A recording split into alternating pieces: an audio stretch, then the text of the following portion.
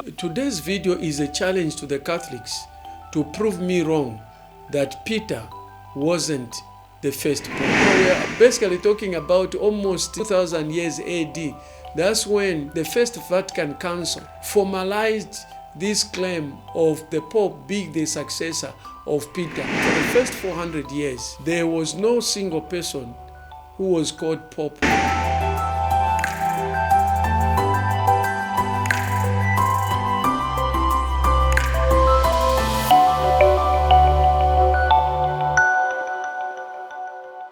Today's video is a challenge to the Catholics to prove me wrong that Peter wasn't the first pope. Prove me wrong, Catholic faithfuls.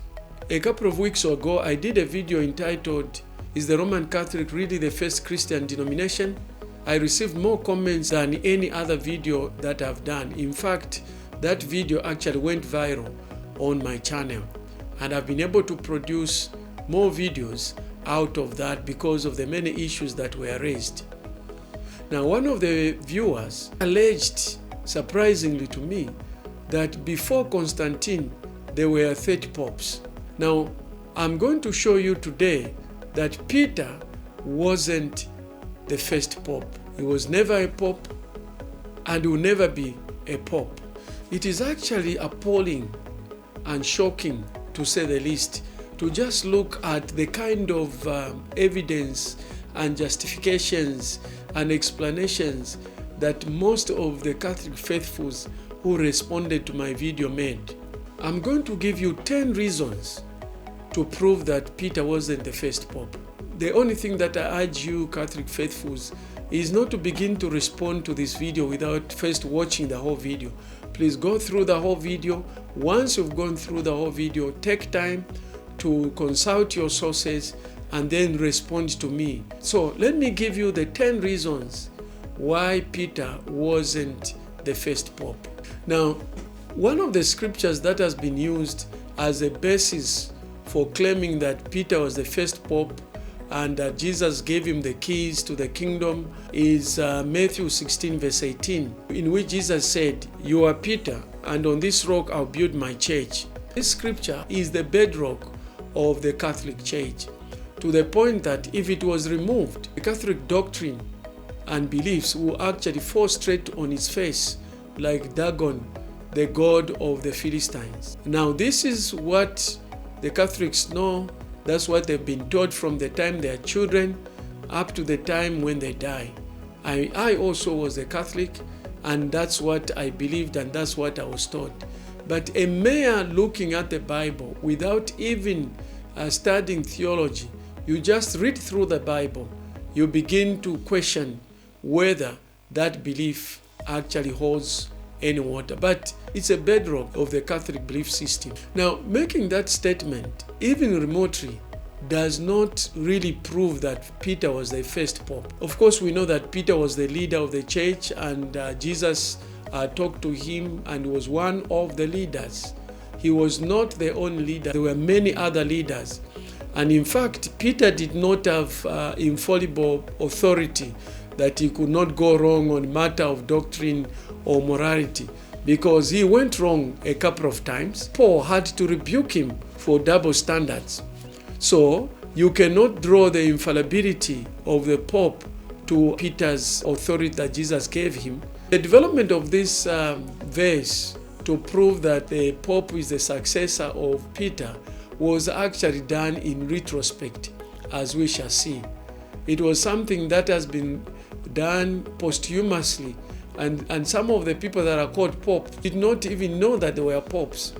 In fact, if they had to wake up and read, they would really be shocked that actually they were popes, because for the first 400 years, there was no single person who was called pope in a manner that we understand the word pope. In fact, the word pope was a word that was developed later. It actually means father. The word pope was actually later on developed and given to senior bishops who were given some sort of recognition and honor. So they were called pope from a Latin word, and so out of respect. So my first challenge is that, number one, the scripture, Matthew 16 verse 18, is not even remotely proof that Peter was the first pope. What we know is that Peter was an apostle, not a pope. Don't forget to subscribe to this channel so that you can follow further developments of this debate that we have started, or that I've started with Catholic faithfuls who have responded to my video. Number 2, Peter's title was an apostle. Peter was an apostle of Jesus Christ. He was not a pope. Of course, some early Christian writers have talked about Peter having passed through Rome. Others have talked about Peter and Paul being the founders of the church in Rome.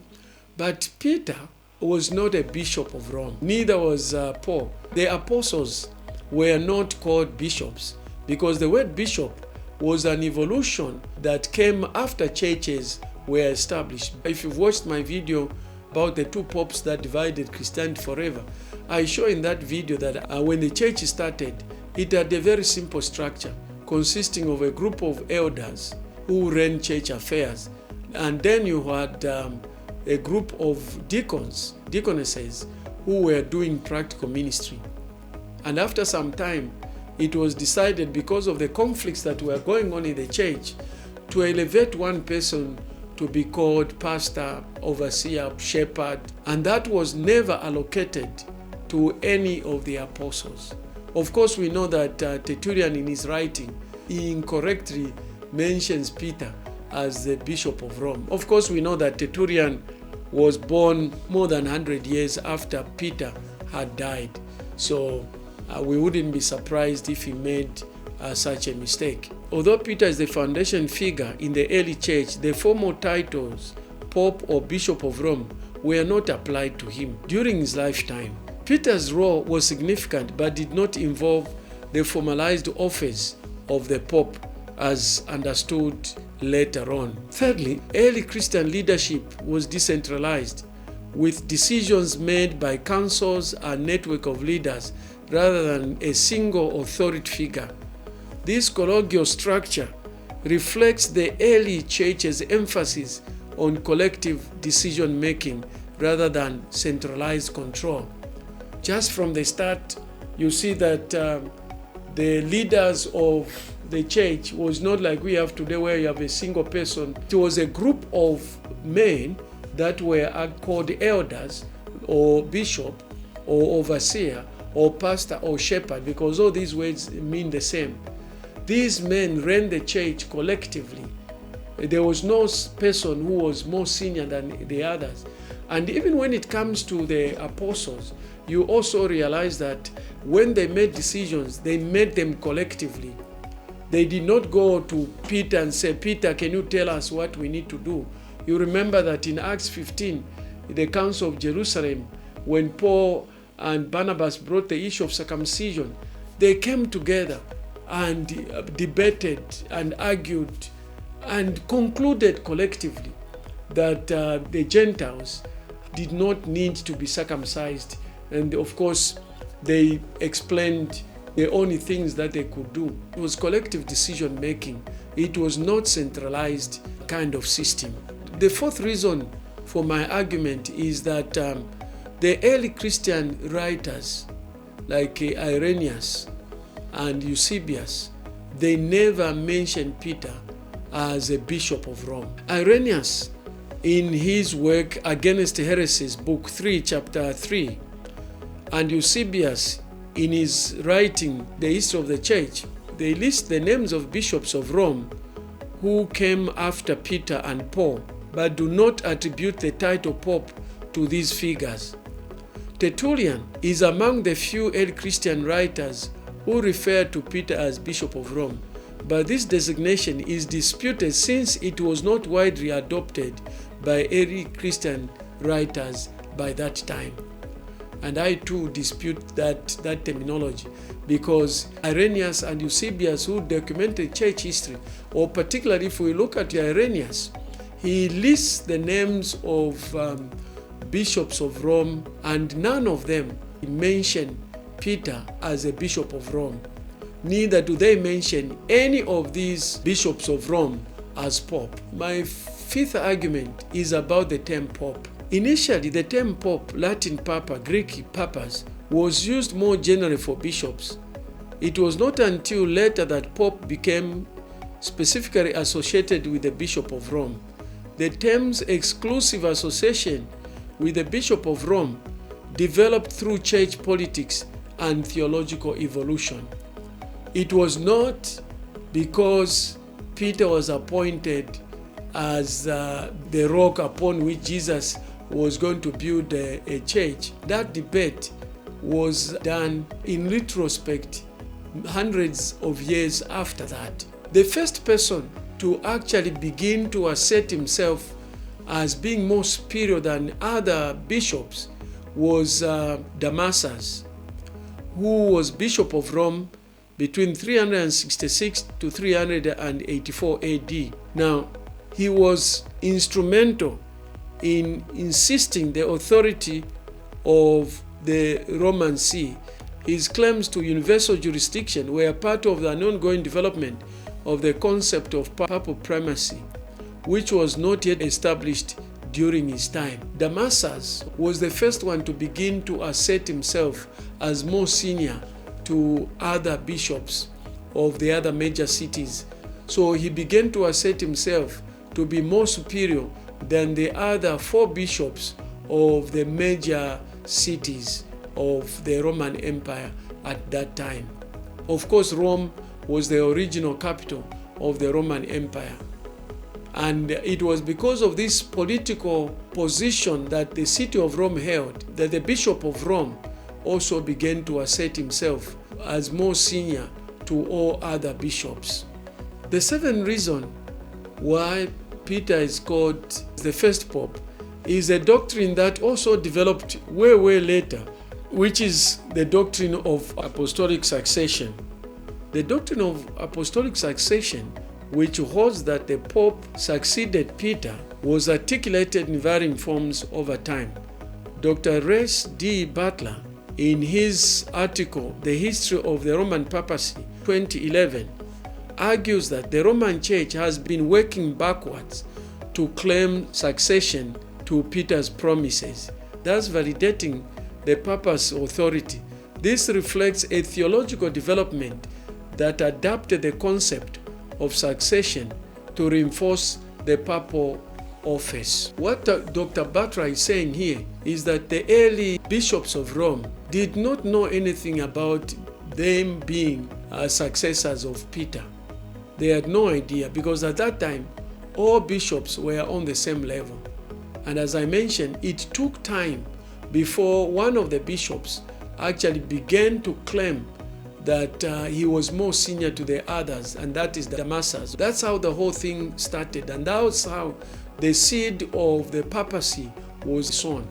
But it had to take hundreds of years before the term pope was exclusively used for the Bishop of Rome. In fact, it became more entrenched more than 1,000 years during the period of Gregory the Great. What Dr. Butler is saying here is that the claim to Peter's succession was done in retrospect, was done backwards. When the popes that followed wanted to justify their leadership, they had to claim that actually they succeeded Peter. If you removed the succession doctrine, the Catholic Church loses the basis of its authority, including the papacy itself. Number 8, after Damasus, Bishop of Rome, another bishop that came after him is Bishop Leo. Now, Bishop Leo I was Bishop of Rome between AD 440 and 461. Bishop Leo is noted for his significant role in the development of the papal authority. Dr. Rex Butler further argues that it took about 400 years after the time of the apostles that Leo I zealously declared the doctrine of the papacy as it is known today. Additionally, William Ennett Bede, in The Rise to Papacy, AD 385 to 461, first published in 1910, concluded that while Innocent, who was Bishop of Rome from 401 to 417 AD, was an important figure, the papacy in its early form was distinct from what it would become. Bede notes that while Innocent's papacy was significant, it was limited compared to the latter developments, with the title Pope becoming more commonly associated with the Bishop of Rome over time. Point number 9 is the exclusive use of the term Pope. The term Pope became specifically associated with the Bishop of Rome, particularly after the Gregorian reforms of the 11th century. Pope Gregory VII, 1073 to 1085 AD, was pivotal in formalizing the papal title and asserting the papal authority, solidifying the exclusive use of Pope for the Bishop of Rome. Ronald Welsh, in his article The Rise of the Papacy 2014, details how Gregory VII's reforms were crucial in centralizing ecclesiastical authority in the papacy. My final argument, which is argument number 10, is about the 1870 Declaration. Now, the Vatican Council of 1869 to 1870 officially defined the doctrine of papal infallibility and reaffirmed the papal's role as Peter's successor. We are basically talking about almost 2000 years AD. That's when the First Vatican Council formalized this claim of the Pope being the successor of Peter, and also talked about his infallibility. This formal declaration was a significant milestone in the development of the papal office, but the belief in papal authority had evolved over centuries before this official pronouncement. So these are my sources for this argument, and therefore, if you are going to argue against what I've said, give me the sources of your arguments. If you are enjoying this program, whether you are Catholic or non-Catholic, don't forget to subscribe to this channel so that you can follow further developments of this debate that we have started, or that I've started with Catholic faithfuls who have responded to my video. I want to thank you, Catholic faithfuls, for your time to be able to watch this video. Please don't forget to subscribe to this channel, because the more you do that, the more we can be able to interact. Now, if you have questions, or if you want to challenge me with specific questions, please drop them in the comment section, and I will definitely get back to you as soon as possible. If you think that this video might be of interest to another person, please don't forget to share it with other people so that they can also participate in this argument that I've inadvertently started. It was not my intention. It was because of the responses that I've received that has made me to do this video. A number of videos that I've done. The video that I mentioned is the Roman Catholic, really the first Christian denomination. The link is here. The other video that I did that was a follow-on to this one, entitled Catholicism is Not Even Christianity at its Basic Level, is here. And I have other videos entitled Which Two Popes Divided Christianity Forever. The link is here. I also have another video that asks a question about whether Catholics are also Christians. You can find a link here. Thank you very much for watching. We'll see you in the next video.